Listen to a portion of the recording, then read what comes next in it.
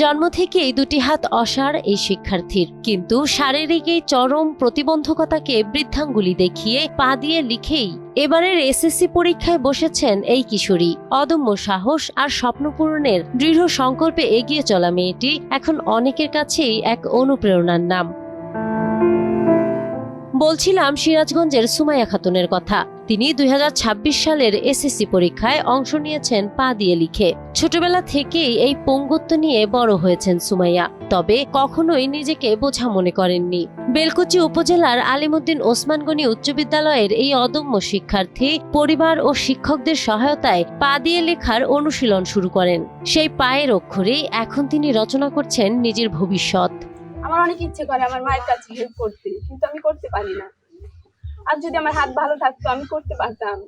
একটা কাজ দেখেও করতে পারি না। এরকম হওয়ার কারণে অনেকে সমাজে অবহেলার শিকার, কিন্তু আমার পরিবার আমাকে ওরকম কখনো করে নাই, কখনো আমাকে ওরকম বুঝতেই দেয় নাই।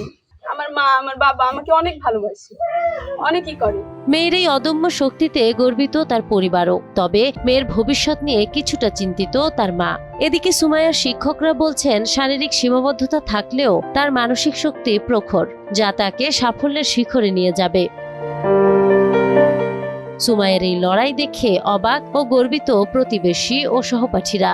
তাদের মতে প্রতিবন্ধকতা কোনো স্থায়ী বাধা নয়, বরং প্রবল ইচ্ছাশক্তি যে মানুষকে সমস্ত প্রতিকূলতা পেরিয়ে সামনে এগিয়ে নিতে পারে, তা যেন চোখে আঙুল দিয়ে দেখিয়ে দিলেন সুমাইয়া। নাহার বৃষ্টি, টাইমস টুডে।